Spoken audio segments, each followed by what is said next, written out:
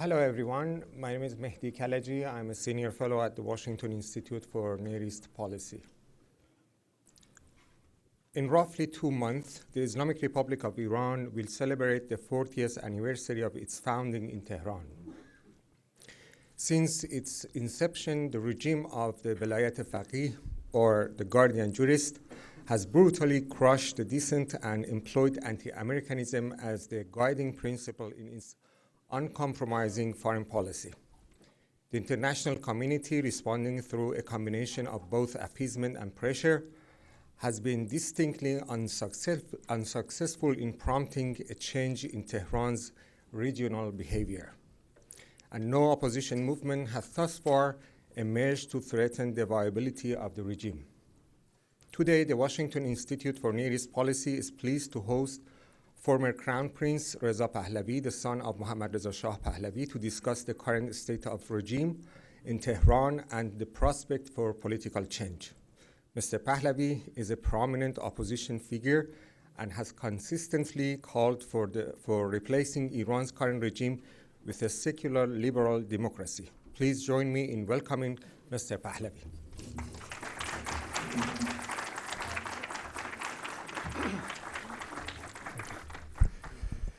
Good afternoon. Thank you, Mr. Khalaji, for your introduction. I'm very happy to be here today, and I express my gratitude to the Washington Institute for hosting this discussion.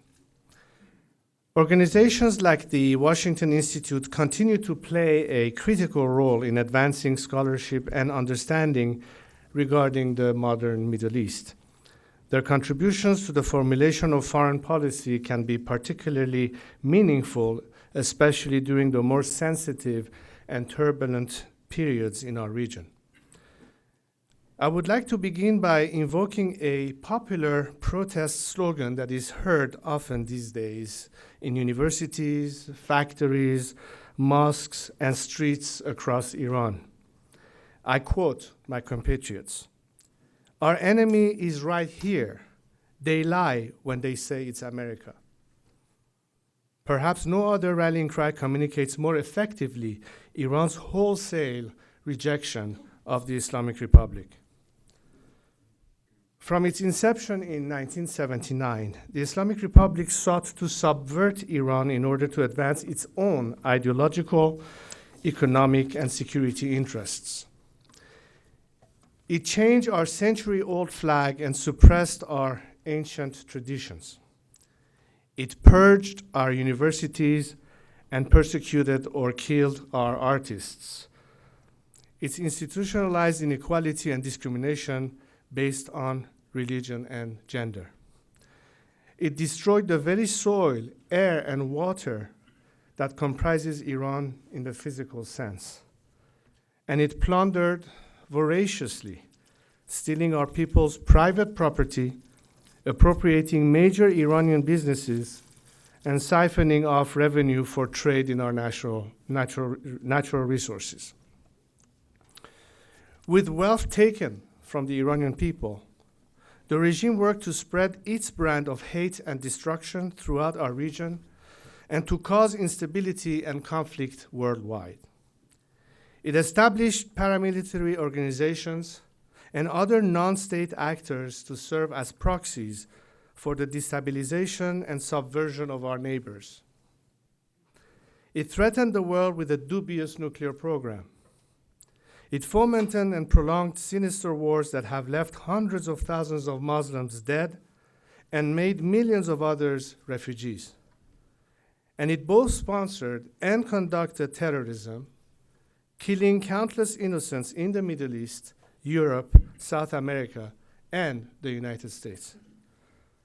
Thankfully, its two most recent known foreign terror attempts were uncovered and prevented in Europe.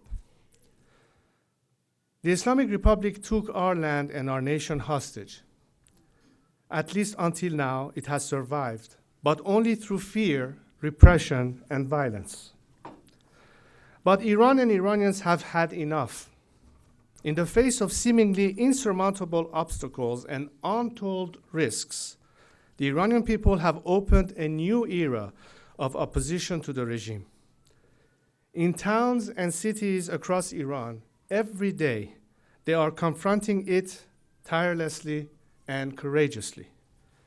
Through public protests, labor strikes, and innumerable acts of civil disobedience, they are expressing their rejection of its every principle, element, and faction. They want their freedom, their dignity, and their country back. To the international community, the promise of my compatriots movement represents a historic opportunity to achieve an enduring solution to the numerous threats emanating from the Islamic Republic. In fact, this is an opportunity to transform the Middle East, because a democratic Iran will be representative of its people, and a representative Iran will be a very different force outside its borders.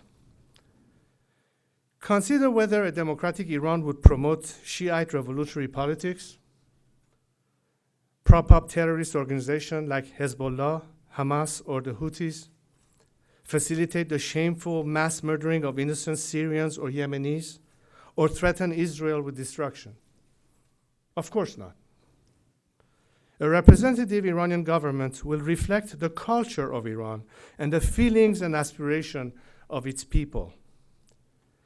Envision an Iran that works closely with its Arab neighbors to stamp out terrorism and extremism in the region, that welcomes Israeli scientists to help with its water crisis, that embraces American and European investment in the boundless potential of its economy, that shares its most brilliant minds with the great centers of learning and development in the West, that exports its dazzling art and beautiful music, and that honors its country's spirit of love and tradition of friendship towards foreign nations.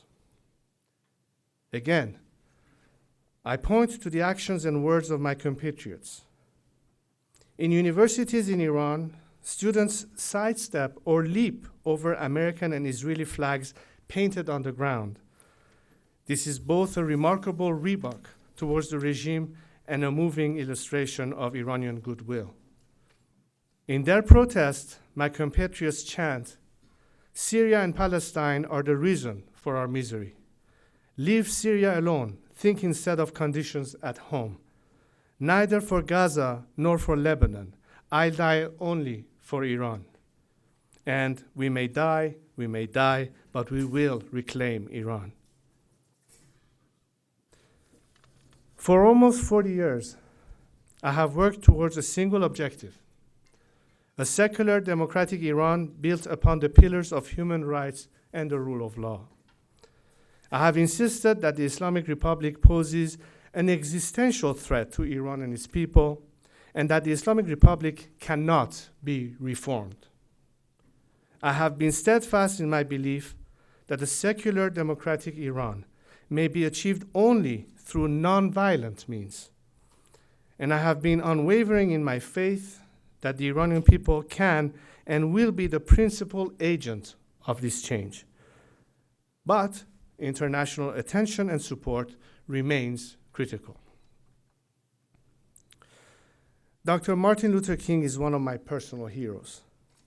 As I work to build international support for the Iranian people's struggle, I often recall his famous covenant that we will remember not the words of our enemies, but the silence of our friends. In that vein, I want to make clear that the Iranian struggle should not be viewed through the prism of domestic partisan politics in this or any other democratic nation. This is a struggle about human dignity and liberation, and it deserves equal and unqualified support across the democratic political spectrum. At no time in its almost 40-year history has the Islamic Republic been as unpopular and vulnerable as it is today. Foreign policy towards Iran should be mindful of the reality that my compatriots are presently in the throes of a national struggle to reclaim Iran from the Islamic Republic. My focus is on guiding this process of change so that its outcome is secular, democratic, and lasting. Thank you very much.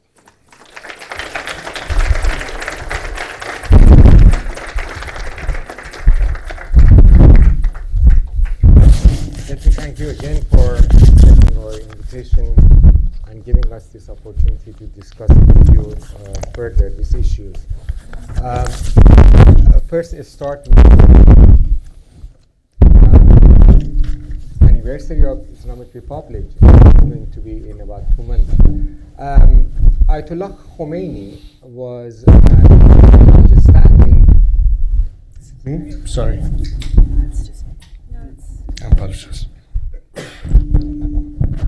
just picking up very sensitively. Sorry. You can go ahead. Yeah. Ayatollah Khomeini, I think many people agree that he was an outstanding leader in converging all political dissident and opposition groups who were working against the regime of Shah, and led the revolution, and he succeeded. After 40 years, what kind of lessons can be drawn from his experience as a political leader? If someone wants to be a political leader and change the regime now. Well, first of all, I think you cannot compare what the circumstances and climate was.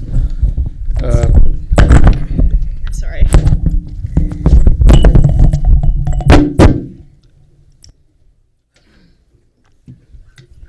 Sorry, China.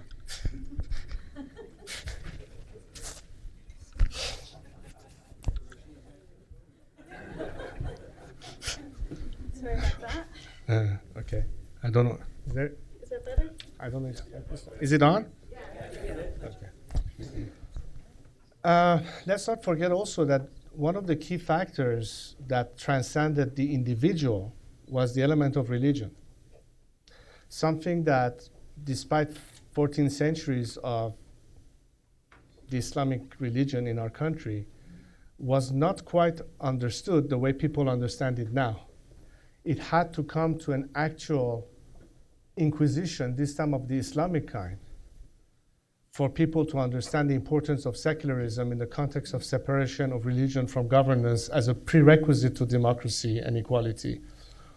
And insofar as Khomeini did, in fact, bring in an ideology and political Islam, as opposed to what the faith really was supposed to be like or is supposed to be like, and after 40 years of suffering under this dominant religious ideology, I think Iranians today are at the end of the tunnel and think that what will bring us to an era of change is not just the work of a few individuals, but it takes a whole village, so to speak, to bring this about. I think Iranians today, particularly when I look at the younger generation, are far more proactive in the sense of knowing that in order to achieve anything, you can no longer sit back and expect one person or one entity all by itself to do everything. It takes the whole lot of us to bring about this change. And if there are some leaders who play every now and then roles in terms of leadership and guidance, which of course is necessary, it is certainly helpful, but it is not only limited to that. So Khomeini was able to, back then, basically be the agent of contradiction to the status quo. The opposition thought at the time, let's get rid of the Shah, then see what happens. What we say today, among those of us who are discussing the future of Iran, is to say that this is not just enough to say we don't want this regime anymore. But what do we want instead? This time understanding fully what it is we want to achieve, what it will take to achieve that, and most importantly, and as you all know, Iran is very diverse in terms of its political spectrum, left, right, monarchists, republicans, federalists, what have you.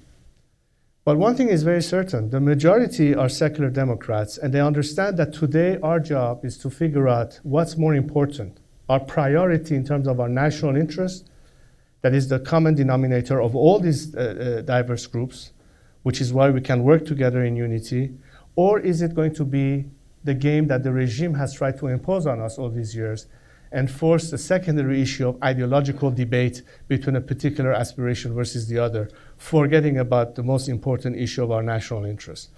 This is what it's all about. So back then, nobody was worried about participation. It was just, let's get rid of this regime. Nobody knew what the Islamic regime is supposed to be like. And by the time they realized, guess what? It was too late. This time we want to go there clearly, using our own political historic experience, as well as other countries that finally overcame the hurdle of dealing with totalitarian or authoritarian systems, and understanding what is the benefit of replacing it, and with what, and why is it that we have to be committed to it. So yes, I think today the situation requires the participation of a multitude of actors, players. We each have a role to play, including yours truly. You talked about the ideology. The ideology of Islamic ideology is similar to communism in the fact that the communism was an idea which was born in Europe, but it was realized in Russia. The idea of Islamic Republic or Islamic government was born in Egypt by Muslim Brotherhood, but it was realized in Tehran, in Iran, in a country that is proud of its pre-Islamic civilization and identity. Why is that? How do you explain that? Well, I think Iran was the best platform for launching this missile that was thrown at the free world by Khomeini against the interests of the Iranian people and our immediate neighbors and the world around. He could have done it from Tunis, he could have done it from Syria, he could have done it even from Iraq, but Iran presented at the time all the means necessary to be, unfortunately, at the service of this imposed ideology. But I want to say something here that I think is more important for all of us today to understand. Something that around the world remains the same obvious issue. The dominance of any ideology, exclusively, whether religious or otherwise, is a recipe for disaster. We saw it in the case of communism in the Soviet Union. We clearly see it in the case of Iran. I often tell our Muslim friends in the region, how do you explain that Muslims are much freer living in countries like Canada and the United States than they are in their own so-called Muslim countries? What's the element that is different here? The answer is simple. A guarantee by the Constitution of freedom of religion as one of the liberties that people have. That doesn't exist in Iran today. Today, if you're a Baha'i, you can't study. If you convert to Christianity, they'll execute you. You don't even have the basic circumstances where a Sunni, Baluchi, or Kurd can have his own mosque to pray in. There's discrimination of the worst possible kind, and we can start by women to begin with, and so many others. And when people look at all of this, whether it is their ethnicity, whether it's their religious beliefs, whether it is their sexual orientation or political ideology, what is going to give the Iranian people in the future a guarantee of equality under the law and eliminating any form of discrimination while guaranteeing maximum participation? It can only be a secular democratic system, period. And that's why today people gravitate around why we need to get rid of this regime and why you cannot attain democracy without putting an end to this regime. Besides the freedom of religion, what do you mean exactly by secularism? Because the Pahlavi dynasty is known for its distinct secularization program, since Reza Shah Pahlavi. And we saw this backlash from society and the emergence of Islamic Republic and establishment of Islamic Republic. So what do you think a good secularism could be in future Iran? I think it's important for those who have religious aspirations, I mean, they're devout Muslims, let's say, or for that matter, any other faith, but in this case, Muslims, that being secular doesn't mean you're anti-religious. Did Europe lose its Christianity after the Inquisition? Of course not. But secular values, guarantees of equality and non-discrimination cannot be done when one religious ideology thinks that it has superiority over another faith or another belief. It goes without saying. And that's what people have learned under this regime. If you talk to people today in Rome, if you talk to traditional clerics who were never part of this regime, If you talk to people like Ayatollah Sistani, their narrative will be very different than what Khomeini tried to impose on Iran, and for that matter, in the Islamic world. So I don't think that even within our religious establishment, the traditional clergy has any misunderstanding that in fact, and particularly in the case of Shiism, there cannot be any governance of religion or religious elements. In fact, it goes against the very tenet of Shiism, if you study it well. The only people who are supposed to be representative of God on earth are supposed to be the ma'asums. In other words, people who haven't committed any sins. And we know there are only 5 of them, according to Islamic belief. And they're not around, by the way. So let's go to the 21st century of where Iran could be. The secularization and modernization of Iran is something that people today, when they compare to where we are, see that what created an obstacle and rewound the clock way back into the dark ages has been the appearance of this so-called religious government. That in fact, Iran could have realized all of its potentials had it not been for a revolution that first and foremost executed so many people who had worked tirelessly to build that country, forced a massive exodus and brain drain of people who were immediately persecuted because they were a member of the previous regime, or because they were Jewish, or because they were homosexual, or what have you. And Iran today should be like South Korea, at the very least, but instead we have become North Korea. Is it because we lack the resources? Is it because we lack the human potential and ingenuity? For God's sakes, Iranians are running half of the show in most foreign countries that they have become citizens in. Look at America alone. Why aren't they not back in Iran? Why don't they have an opportunity today to help their country be the best it could be? It goes back to this very element and obstacle that is impunitively discriminating.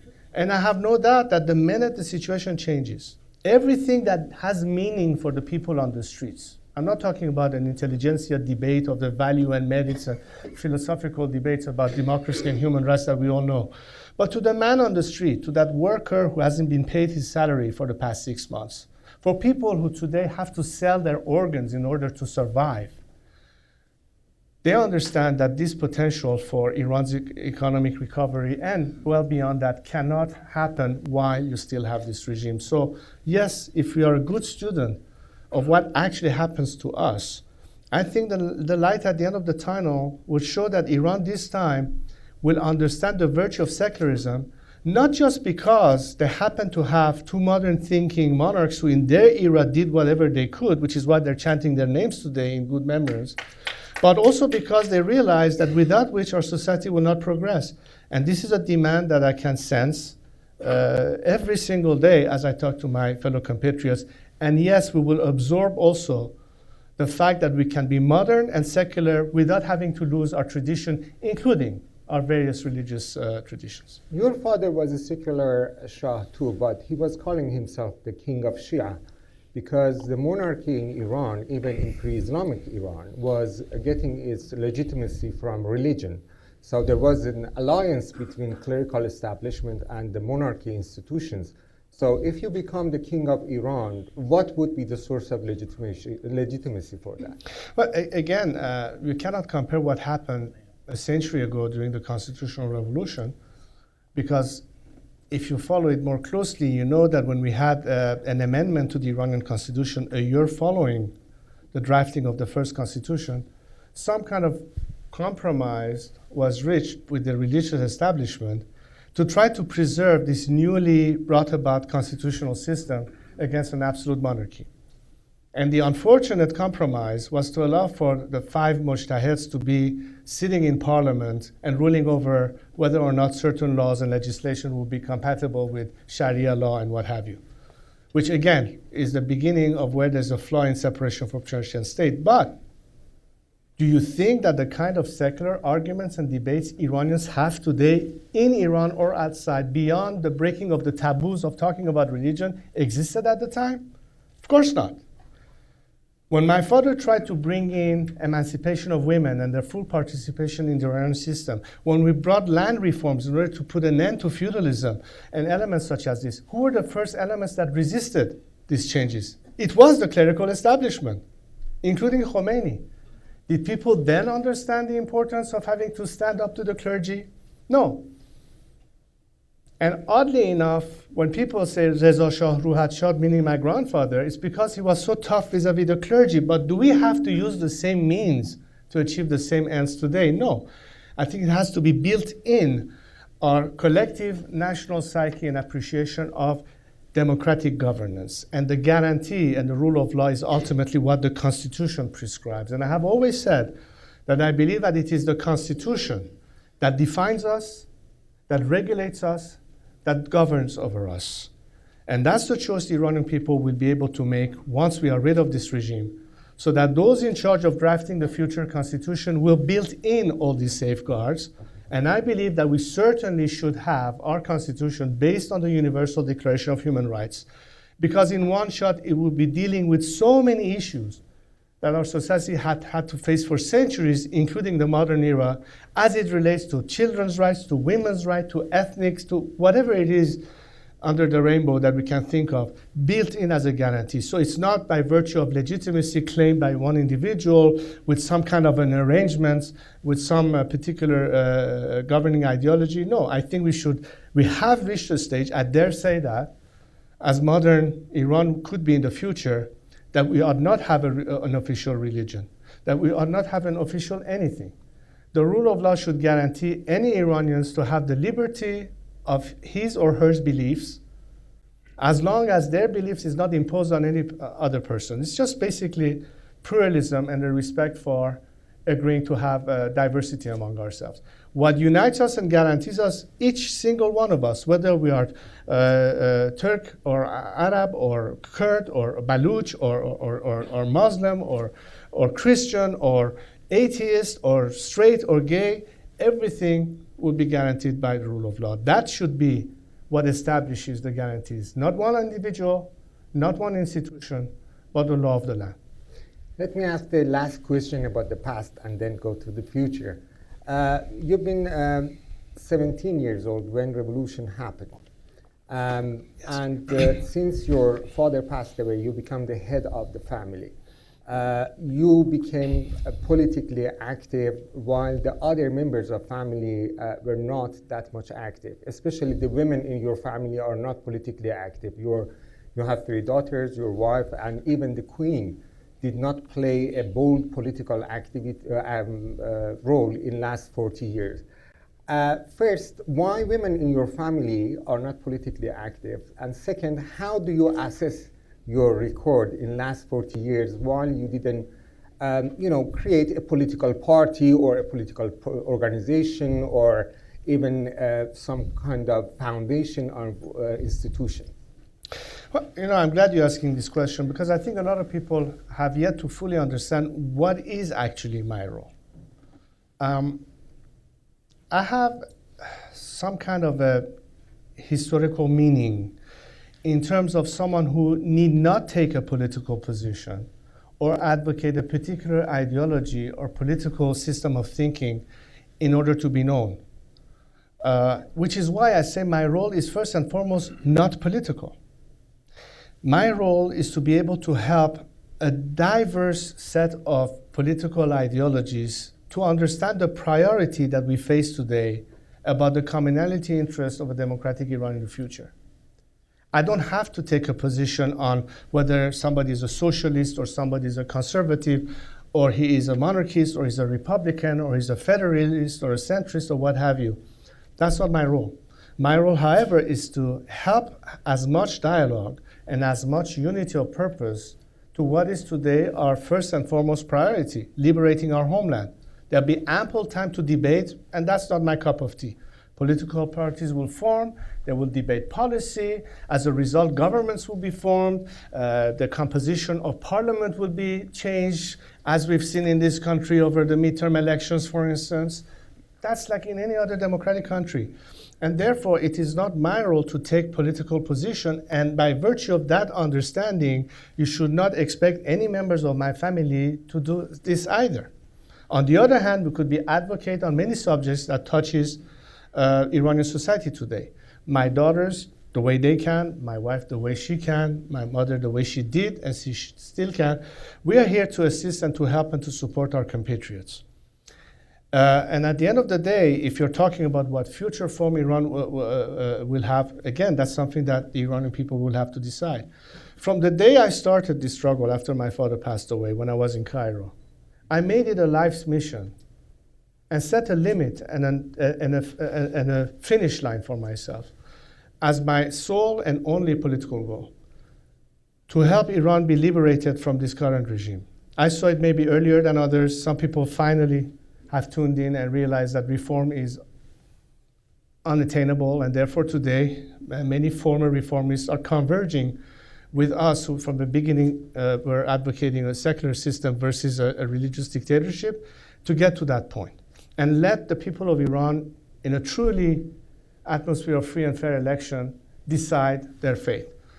The day, and I've said it for 38 years and I will continue saying this, the day Iranians go to the poll to make that decision, I will consider that mission accomplished in life. So that's what my function has been all these years. I've been in dialogue with a variety of political groups inside, outside of Iran, and trying to see how we can preserve that priority in our minds, appreciating and respecting our diverse viewpoints, but understanding that the only time we can benefit from the rights to differ is when we are struggling for the same cause of a liberty without which we won't be able to have these debates and differences. That's why we have to hold hands and get this done, because our country is at stake, our future is at stake, and I think it behooves those of us who have any kind of moral impact or political influence in people's thinking and actions to remind them of the priority and what is in our best national interest. And that's exactly what is the tug of war and the basic conflict that I've had with this regime. Are prioritizing national issues and the regime trying to force Iranians to fight among each other to try to basically forget about what the commonality of interest is. So that's in a nutshell how I will ask you to understand what my role is, not being a political one, but one more that is above the fray and neutral, and trying to bring as many elements to work together for a common cause. But you initiated some dialogue between opposition groups in the past, and almost all of them failed. Why do you think this time it would succeed? And this is one question. The other question is that every revolution needs financial resources. Ayatollah Khomeini was a marja. He was getting religious taxes from people. And in 70s, with the rise of oil price, there were lots of money injected into the market, and the money from market went to the Khomeini's pocket, and he overthrown the regime. So is there, beside the political elite, which seem to keep distance from you, do you think that there is an economic class that they support you and they support the cause of regime change in Iran? Well, the premise of your question is not totally accurate. I mean, as I said, I've had dialogues over the years with numerous representatives of various political groups or orientations, both at home and abroad. It has only increased over the last few years, in particularly the last couple of years, because, again, let's not forget one thing.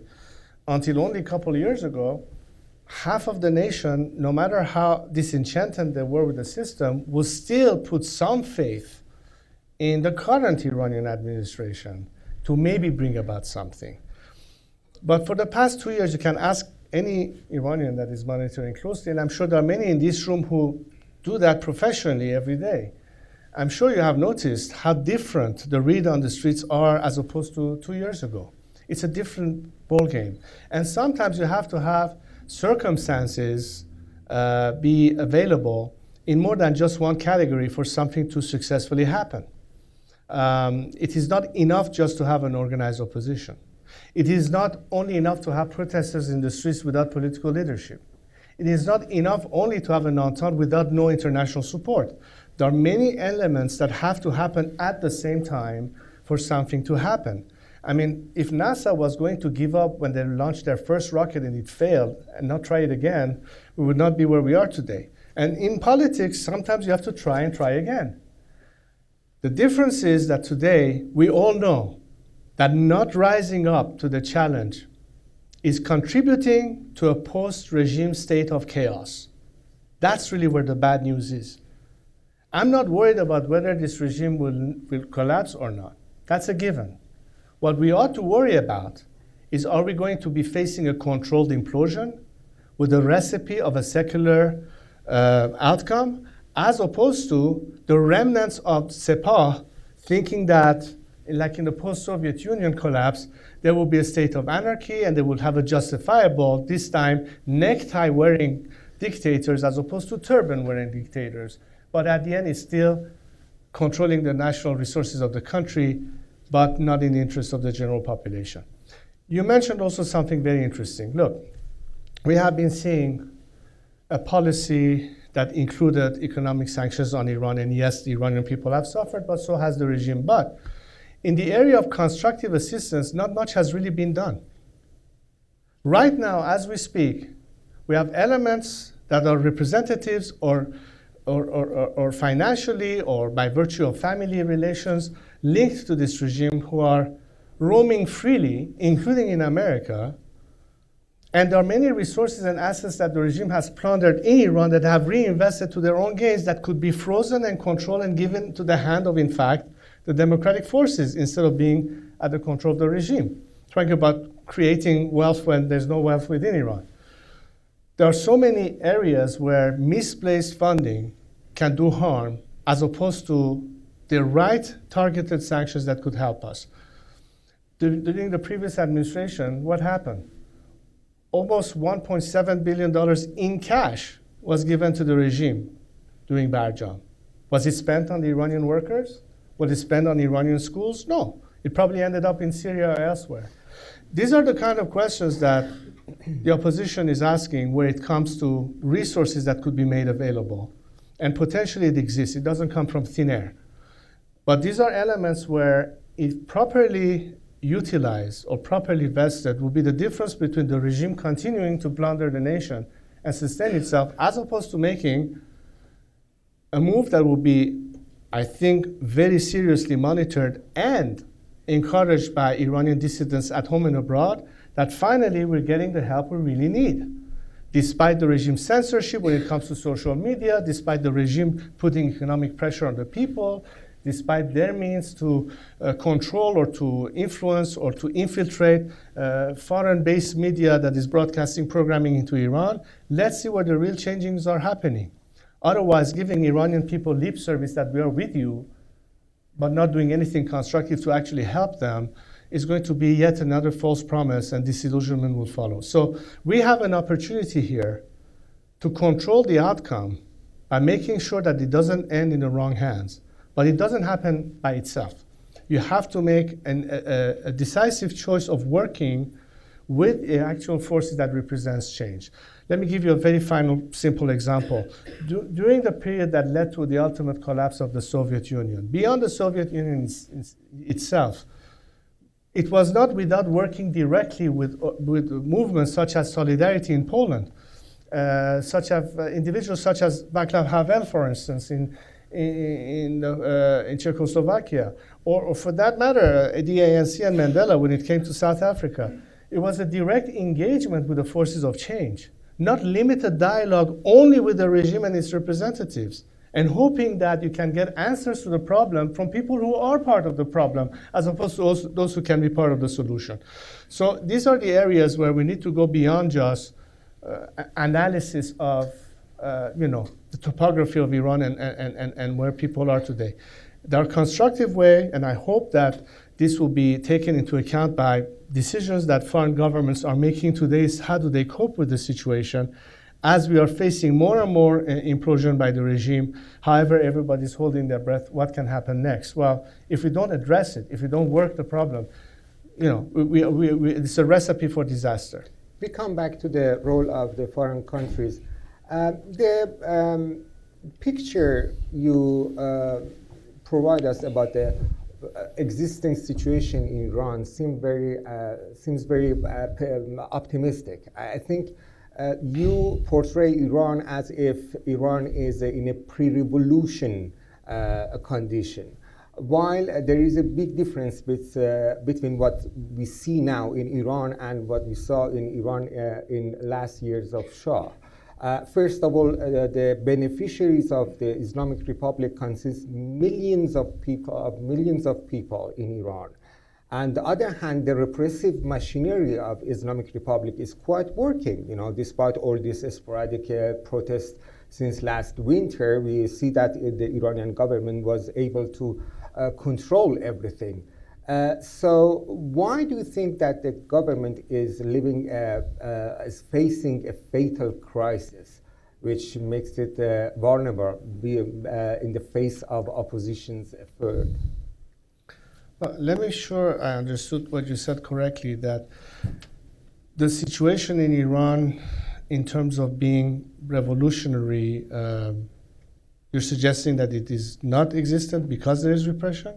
Yeah, I mean, Iran, the government seems very self-confident in oppressing the opposition and actually having control over all this, sporadic, protests that's happening here and there. And in its foreign policy, why do you think that the Islamic Republic is so vulnerable before, in the face of the efforts made by opposition or despite all the foreign pressure?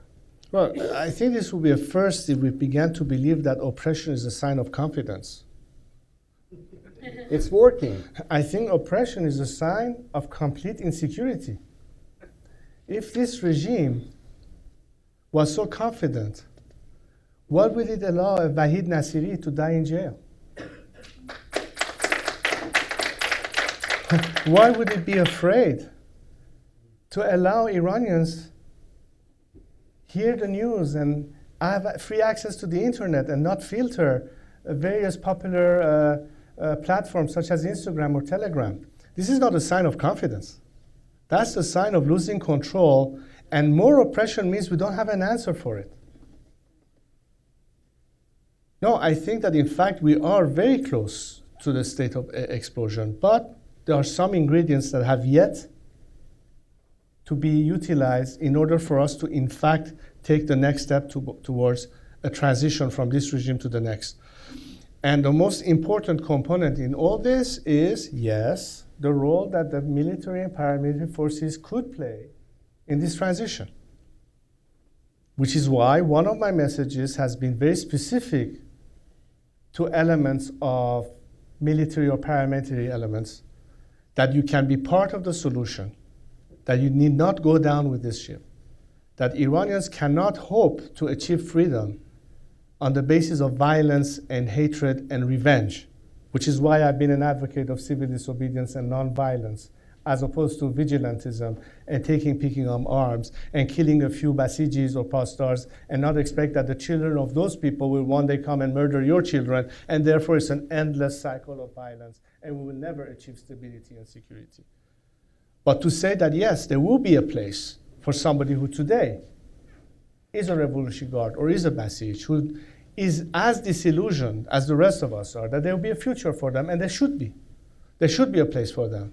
They should know that the first elements that can guarantee the stability and security of Iran are in fact people like themselves. But do they want to be members of a newly established dictatorship against the people, or be in fact there to help their people, be their shield, so that a Bashar Assad-style genocide doesn't happen in Iran against the opposition? That in fact it is with the people that they can defend them from last remnants or last desperate attempts by the regime to crack down on the opposition.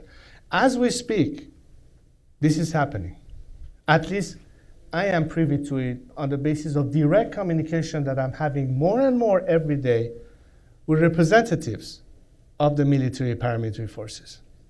And at some point, when the people on the streets know that these are people will no longer accept to do the dirty job for the regime, that in fact they'll be on their side, they'll be more heartened. At that point, the Iranian middle class and intelligentsia will understand maybe now the risk-reward warrants us to take more risks and join with the silent protesters on the streets so we facilitate this transition. That Santiago moment is going to happen. We are very close to it. Let me ask you the last question before open the floor to Q&A. What kind of policy you think, especially Trump administration, can take in order to support the democratic movement or so-called democratic movement, if ever exists, in Iran? Well, messaging is very important. Communication is a vital key and daily need for coordination and communication of Iranians between themselves and with the outside world. One thing that could certainly be helpful is to tell all these medias that are supposedly broadcasting programs to Iran to take the Hippocratic Oath, meaning first do no harm. These are agencies that American taxpayers or British taxpayers have been funding, but basically have been heavily penetrated by reformist elements that are basically there to support the regime. That's something, as a matter of policy, you could change instantly. That's one aspect. Number two, as I said, is the freezing of the assets of elements that are well known by the regime to the benefit of supporting instead forces within Iran who definitely need help. Because let's not forget something. The price that Iranian demonstrators are paying today is extremely high, not just because they may lose their jobs or, in fact, their lives, but their families, their wives, their children are at stakes, or their husbands. And they cannot just go on forever fighting, not knowing there will be some kind of resources helping them and assisting them. Rechanneling of these issues and a revisiting of exception to certain elements of sanctions that have been blanketly punitive, and it's really big like fishing. You know, sometimes when you do tuna fishing, you catch some dolphins in the nets. How do you separate the bad guys from the good guys? That has to be rethought a little bit more. And of course, there are so many other issues, but it would take too much time for me to rehash. So I think media is one aspect, working with the dissidents and political organization, and above all, a request that I hear every single day. One of the things that my fellow compatriots ask me to say every chance I get, including a meeting like this one, is let the world know what we're going through. And by the way, I brought a list here, which is just a sample of all sorts of links that especially member of the media, I hardly encourage you to go out there. This is not, at the time I was in Cairo, where I remember the first message I sent was a telex machine. There were no such things like iPhones that you could turn on in the middle of a desert and get, you know, all sorts of platforms and instant messaging, what have you. Today, the world, particularly the media, that cannot claim that we don't know what's happening in Iran. There's so much abundance of information out there. The analysis of this information and what people want will tell you pretty much what is their expectation, and for that matter, what they expect foreign governments to do for them. In today's Iran, Iranians know full well that fighting this regime would be much more difficult without foreign support, without foreign governments helping. And yes, we are not at all frazzled by the idea of getting foreign support, because that doesn't mean interfering or imposing a future for Iranians. We say, help us liberate ourselves with no caveat and no strings attached. We want to have our self-determination, and it has happened before in history where countries have been liberated without people having a price to pay in terms of foreign domination of one form or the other. I think democratic countries today, America is perhaps the most important one of them, can decide whose side they're on. During the Green Movement, what was the leading slogan in Iran? People were saying, Obama, Obama, are you with us or with them? What does that mean? That means do something. Take a position. And when the answer was, we don't want to interfere in your domestic politics, it was a bucket of ice water on the head of so many people during that time and that generation. Do we want yet another generation to come to the streets to chant slogans in English and in French and foreign languages? They're not practicing their linguistic skills. They're sending you a clear message. And as long as we understand that it will take that kind of intervention And intervention is different than interference. I'm talking about assistance and support. I hardly think that we will be able to get that level of engagement that the country needs to the detriment of the nation and to the benefit of the opportunists. On the other hand, if there's actual dialogue, for the first time in 40 years, official government dialogue with representatives of the Iranian secular democratic opposition in home and abroad, as opposed to limiting dialogue only with the regime and its representatives, then I think we'll get much quicker to an answer to how to resolve the problem and how can we work jointly, those of us fighting with freedom, with respective foreign governments, irrespective of the administration in play. This is something that is part of the expectation. And if I were today talking to anybody in the White House or at State or Congress, my message hasn't changed. It has always been the same.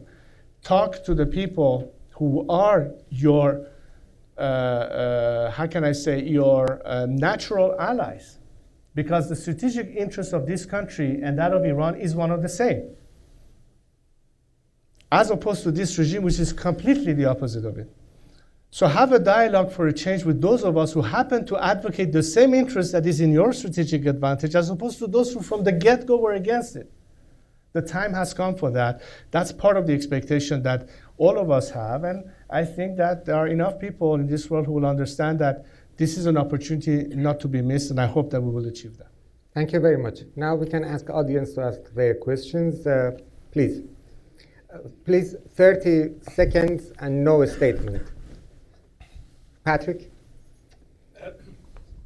It is said that the opposition in Iran lacks organization and structure. Do you think that's a fair comment? How big a problem do you think that is? And what do you think can help bring organization and structure to the opposition in Iran? As I said, it has a number of components. First and foremost is the ability to organize, and that cannot happen with some degree of structure, which depends a lot on communication and ability to disperse information both at home and abroad and be able to establish that dialogue. So any assistance given in terms of technology, in terms of access, in terms of not allowing the regime to disrupt and or curb such communication will be of vital importance. I remember a couple months ago I was talking to somebody who was an expert in terms of what can be done in terms of, for instance, internet access. And at some point the issue of a company like Google came up and the fact that they can in fact circumvent the regime's attempts to bar access to the internet by satellite and what have you. And the problem was really with the legal department of that company saying, hey, we cannot do that because it's in violation of our sanction policies. So I think these are the kind of things that will be helping us having better means in terms of our activities. And organization in terms of political coordination is, of course, another aspect of how can we communicate those who are active outside with those who are active inside. And there are all sorts of different access depending on the point of focus of one particular group versus the other, in terms of coordination and assistance to the current day, everyday actions that people are taking on the streets. To that extent, there's been some element of success. It's the next step that is more important. In other words, preparing the stage for transition. And that's the part where there has to be more of a tangible mechanism of representation, as diverse as possible, of the secular democratic forces, both at home and abroad. So once this regime collapses, they can be familiar with the faces or the people or the groups that will be able to manage this transition. Clearly, one of the key questions is for those of us being successful in bringing about a temporary provisional government that will be in charge of two things. A, running the country temporarily for a couple of years while the whole process of constitutional debate goes on. And of course, prepare the stage for the first available opportunity to conduct elections so that parliamentarians who will be charged with drafting the future constitution can in fact go about their job. It will take coordination and representation and collaboration of all these democratic forces to bring about that element. At this time, all I'm asking the democratic opposition is to find common projects of how they can assist and support the existing movement and actions that are happening in Iran today. But we ought to be thinking a little bit ahead of that as well, which is part of my conversations with most of them, and saying at some point, you're going to have to fill the void. And that cannot happen by accident. And that's part of the confidence level that people can have, that we don't have to start guessing. We need to have a better understanding of what can be the useful actors. And to that degree, the current intelligentsia within Iran, who has been suppressed or is a bit bashful or shy or timid about showing their face, will eventually find their moments. And I think most of the leadership we're talking about is going to come out of people who are faceless for now, but we know exist. Barbara? Thank you. Do I need a mic or can I just talk? Thank you very much. Barbara Slavin from the Atlantic Council. Very nice to see you again and appreciate your remarks. Couple of questions. Are you meeting with officials in the Trump administration to talk about these goals of yours at this point? Are you concerned that the sanctions policies put in effect by the Trump administration are actually hurting the ability of people to demand their rights because they're worried about everyday survival? And finally, you made a reference to assets that could be somehow seized and used for the opposition.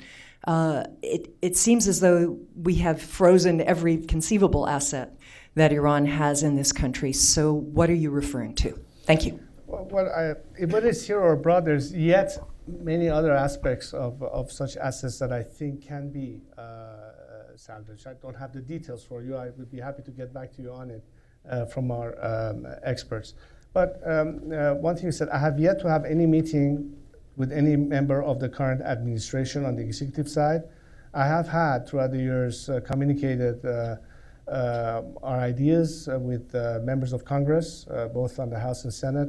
I think at the end of the day, it's important that the core group of legislators in this country, backed by public opinion, be more persuasive of anybody in a position of decision-making in this country as to which direction the policy should be aimed at.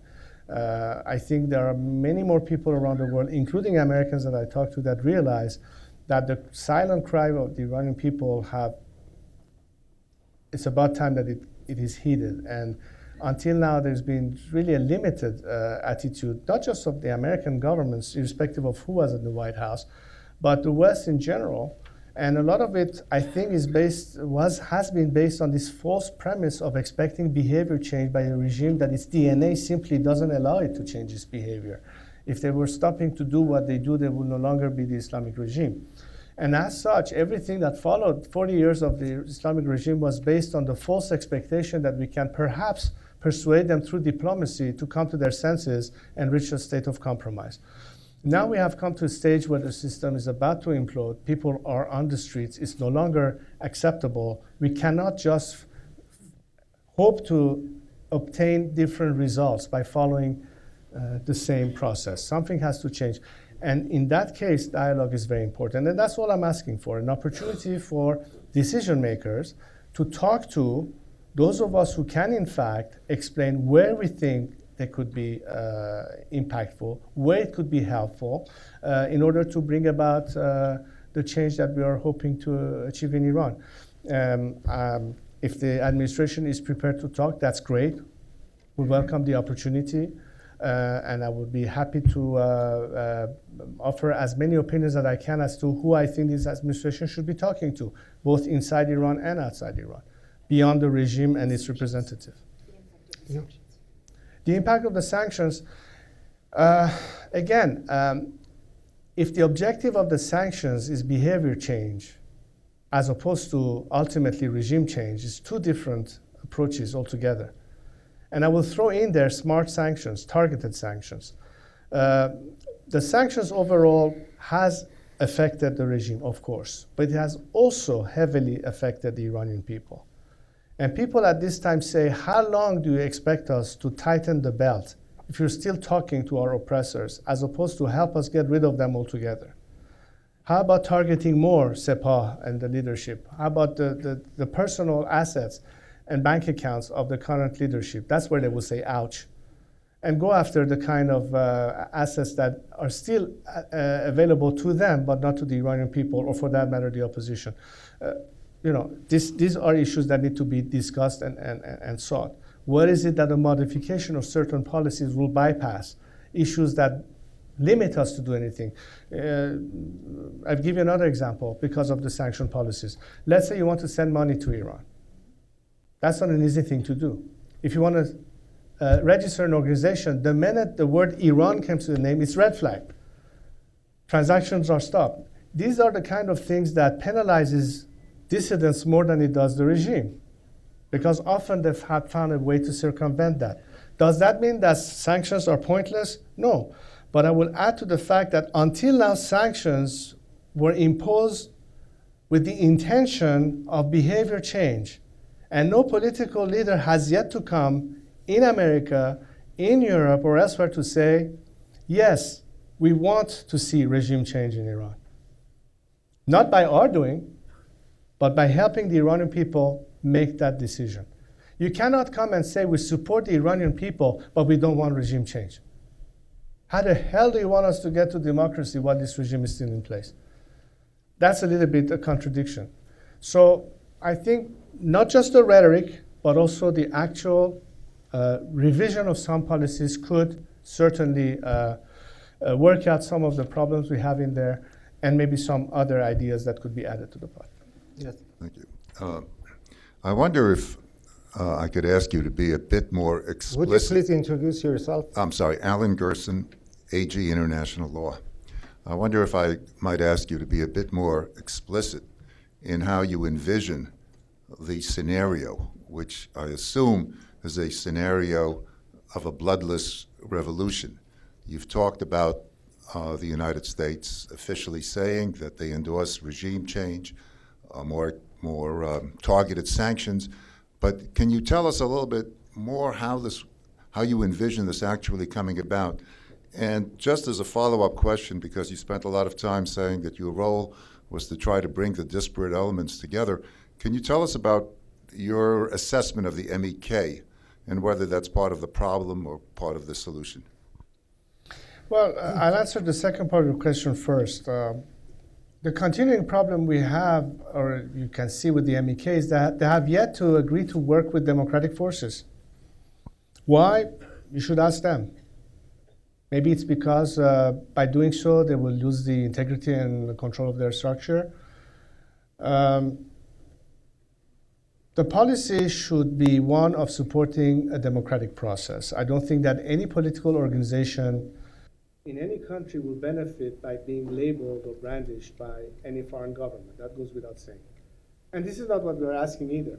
We're simply saying that the foreign policy of what we hope would be that of the United States and its Western allies, its democratic allies, would be to say we would support a process of democratic elections in Iran whereby the Iranian people can in fact achieve self-determination, and we will respect the outcome of their choice. That will be something that will be welcomed by every element within the political prism of Iran who are not with the regime. It is important because they realize, my fellow compatriots, that until now, the regime has always tried to sandwich them from the rest of the world by putting themselves in between. And that we have actually seen meaningful change occur when there was a direct engagement with dissidents and political actors inside and abroad, when change occurred in different countries. I don't think the Iranian people expect any less nor any more. Just doing this, by the way, will be a huge sea change by what many of my compatriots have seen until now. And their message, through me or without me, as I said, I invite you to go and study it on your own, is an expectation of a prise de position, as the French will say, that we want you to say, do more than just say, we support the Iranian people and their democratic aspirations. Well, what exactly are you doing about it? These are the questions that people inside Iran ask. They want to have more element of tacit support, whether it being engaging with the civil society within Iran by trying to bring more sort of logistical support, whatever you want to call it, so that we can in fact implement a variety of actions that need to happen within Iran and will help bring in a peaceful transition. The key word is minimizing the cost of change to the Iranian people. That has been my philosophy. It's not change at any cost. And most importantly, I have yet to see a scenario of change leading to a democratic outcome by means of violence. Usually we see one form of dictatorship replacing the previous one. No, this time we are absolutely transparent about it, and we want to make sure that the Iranians understand that they have maximum degree of empowerment so that they can be the decision maker and the final arbiter. And that requires a more engaged approach and actual elements of support. The dissecting of exactly what should be exactly the subject of discussions and ideas that can be shared with our counterparts in the free world as to exactly how they can help us do that, both in this phase, during the transition phase, and in the long run.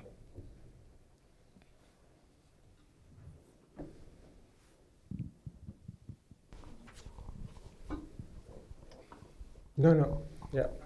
Thank you. Thank you, Shahzadeh Behnam Talablu from FDD. One of the big differences from 78, 79 to now is that the security forces were loyal and cohesive now, and they weren't necessarily then. You said you were messaging to the security forces. What else besides messaging can peel them away? And what do you envision can entice them? Because 2019, 2020, as the sanctions pressure grows, their loyalty is going to be put to the test. Will they fire on their compatriots? Will they shoot their fellow citizens if they're not getting paid? What else would entice them not to do that besides not having a paycheck? Perhaps Truth and Reconciliation Commission? What else is out there? Yes, certainly. Understanding that it doesn't suffice for only some of us preaching the necessity for national reconciliation and amnesty.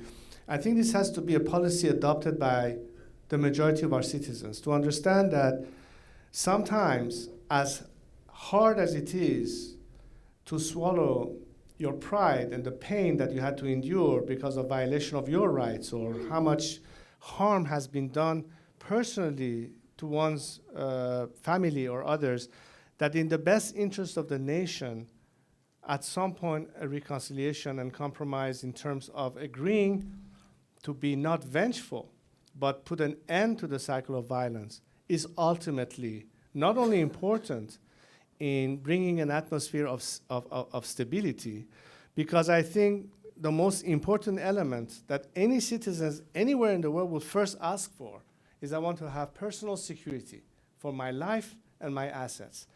And if there is a climate of uncertainty and instability and disorder, doesn't matter how many democratic forces you have at play, that won't change. And we cannot achieve this transition without trying to get the majority of these elements on our side. And these people understand that at this point, many of them who have not necessarily been criminally involved in this repression, but are not seen with a good eye by many of the people. And they want to have a guarantee of survival beyond the regime. That's very critical. That's what I talk about with them and with the people, trying to convince both sides that you have to work together here. People have to send signals to, let's say, the Basijis or the Pastars, and vice versa, that we can stand together as opposed to continue being versus each other. Let's not forget one thing. It's only the top echelon of these sort of mafia-like paramilitary organizations that benefit from the continuation of this regime. But the majority of elements within the Basij or Sepah are not necessarily benefiting. Some of them have to work secondary jobs. They're not getting paid enough to do the dirty work on top of it. So there is a breaking point.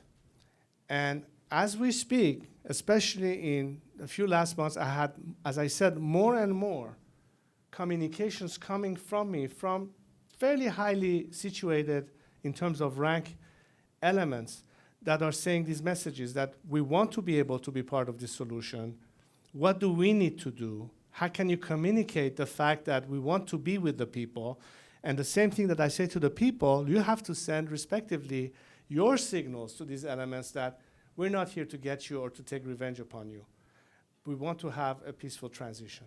Yes, the criminals will have to account for one day in a court of law. But the majority of these people cannot be held directly responsible for having committed a crime or simply because they had to follow up orders. It's not an easy proposition. It's always easy to be emotionally sometimes driven. But I think a certain degree of rationality and deeper thinking prevails, that it takes so many of us to guarantee that there is going to be a controlled outcome by each playing our respective roles. We are in a mode of defiance right now. But as soon as the regime collapses, we're talking about reconciliation. And reconciliation is very important because as long as people have faith in their system, as long as people know that are truly represented, as long as people know that the law of the land would guarantee your rights, then you have the highest degree of incentive to serve your country. The opposite, of course, exists. But in order to get there, we can't simply say, we're going to close our eyes, open our eyes, and hey, all of a sudden we have a different system. No, we have to work it. And this collaboration, this dialogue is what is happening as we speak. And right now, the grassroots are ahead of the game, to be honest with you. I think the streets of Iran are way ahead of the game insofar as the diaspora, insofar as the opposition, insofar as the intelligentsia is concerned. But the intelligentsia is now starting to catch up to it. And so the time will come that the majority of the various actors to each have to play their part in this transition are going to show up. We are beginning to work this issue. Yes, it is crucially important at this stage for those who are involved in political guidance and organization to make sure that while they work on common projects to address today's immediate need of what do we do now, between now until the regime ultimately implodes or collapses, but also to think what will happen right then and after that. How do we work the transition? As I said earlier, how do we propose the mechanisms that will be representative of that transition so we can include as much participation and shared while divided responsibilities about various actors and players inside and outside Iran. This is going to be an ongoing process. God knows how long between now and the collapse of the regime, or how many months after the transition. But I'm confident that we are not going to, in most cases, reinvent the wheel. We're going to use a variety of models. We're going to think of, for instance, example of specific institutions that have done work and research. There's an organization in Sweden, for instance, called IDEA, that have studied how do you, for instance, deal with exactly the subjects we're talking about, the reintegration of paramilitary forces in a post-dictatorial regime to the benefit of a newly democratic system. These are things that have been studied and researched that exist that we can use as guidelines, suggested models to implement in our country. Or, for instance, what happens during the transition insofar as until we finally have a secular democratic order, people will die, there will be divorces, there will be marriage settlements, there will be inheritance. Are we going to use the Islamic Republic laws, or are we going to find other means of dealing with that during the transition? There are so many questions like this that comes into mind that we need to, of course, address. So it's quite a complex proposition, come to think of it. But back to your question that is really critical, yes, I think that what will bring down the cost of change and a certain degree of confidence, not just for people not to face an obstacle during change, but a guarantee of more stability and order after the change, is the implicit participation and collaboration of the existing military and paramilitary structures in Iran, without which our job will be much harder. Let's have one more question. Yeah. Thank you so much. It's a privilege to hear you always. Please introduce yourself. Yeah. Mariam Memar Sadeghi from Tawana. My question is about the potential for chaos and anarchy that you've described and ways to prevent that, which you've spoken about extensively. Specifically about American civic institutions. How can they be more helpful? What can we do to make them more helpful? During the fall of communism, the AFL-CIO was intimately connected to Solidarity, American Federation for Teachers. For that matter, during the 1979 revolution, all kinds of Americans, ordinary Americans, were very much in tune with the revolution. Why aren't they now? What are we doing wrong that American civic institutions don't feel like Iranian teachers are their brothers and sisters? Thank you. Well, first of all, that's exactly one of the key issues that you mentioned practically can happen, is the solidarity of all sorts of world bodies and organizations in solidarity with Iranian people. You mentioned labor forces. Absolutely. Right now, as we speak, it's the most prominent example of defiance and demonstrations and strikes that is going on. At least it has been going on for almost a year now. And yes, I think there will be a tremendous boost of not only morale, but beyond that, even tangible support that we can hope such organizations, especially labor union, could demonstrate in becoming more vocal or active in trying to do what they can in support of Iran. But again, as I said, perhaps part of the reason where there's a limit to what can be done is the obstacle that the current sanction policies have created for the inability to, in fact, do something. And that's why I think that until we see some significant change in something that will keep the bad guys at bay but help the good guys do their job, needs to be rectified. And until then, I think that we will see not much done, practically speaking, beyond just some verbal or moral support. Maybe that's one way to solve some of the problems so that such organizations worldwide could, in fact, be more engaged with helping Iranian civil society and, for that matter, NGOs and what have you. Thank you very much. Thank you. I really appreciate it. Thank you. Thank you. Yeah, there is a press conference right here with Mr. Pahlavi, so I have to ask everyone to leave the room promptly to let people do their work.